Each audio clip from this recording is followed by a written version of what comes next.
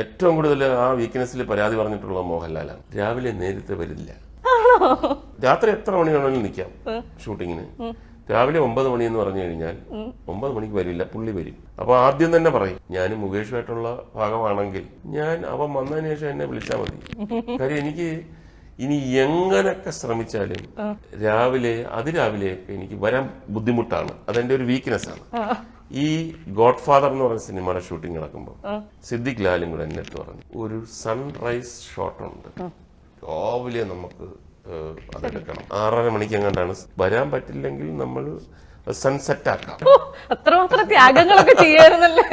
ഞാൻ വരാം എന്ന് പറഞ്ഞിട്ട് 4 മണിക്ക് അലാറമൊക്കെ വെച്ച് എന്തൊക്കെ വന്നു. ഞാൻ അവിടെ വന്നു, കറക്റ്റ് സമയത്ത് വന്നു, ഫുൾ സെറ്റ് കൈയടിച്ചു.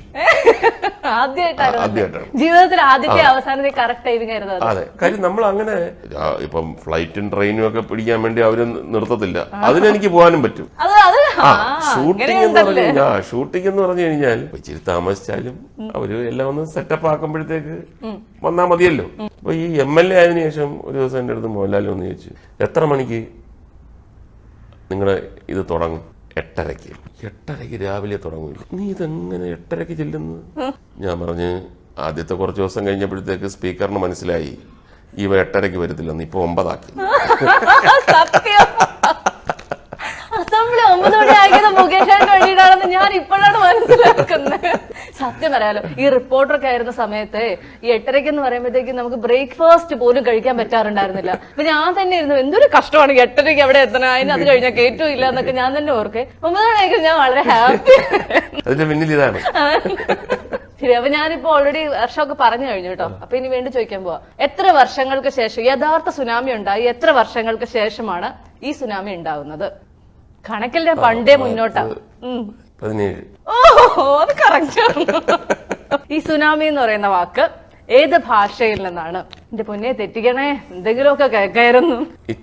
ഇറ്റാലിയൻ. സന്തോഷായി, തെറ്റി. ജാപ്പനീസ്. അവർക്ക് ജാപ്പാൻ പറഞ്ഞു. ഓക്കെ, അടുത്ത വീക്ക്നെസ് പറഞ്ഞു കേട്ടാ.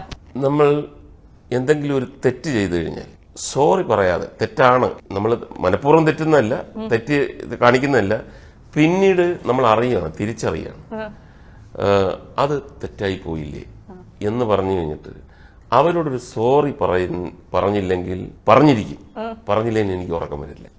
എന്നോട് അങ്ങനെ സോറി പറയണമെന്നില്ല. ചേട്ടാ ബുദ്ധിപരമായിട്ട് ഇത് വീക്ക്നെസ് ആക്കിയല്ലേ? അതെന്റെ വീക്ക്നെസ് ആണ്. അപ്പൊ അതിന്റെ ഒരു പ്രത്യേക തരത്തിലുള്ള ഒരു ഓർമ്മ എന്ന് പറയുന്നത് ക്യാപ്റ്റൻ രാജി ചേട്ടൻ ഞാനൊക്കെ ഒരുപാട് സിനിമകളിൽ അഭിനയിച്ചിട്ടുണ്ട്. ഞാനിങ്ങനെ ഓരോ തമാശകളെല്ലാം പറയും. ക്യാപ്റ്റൻ രാജി ചേട്ടനും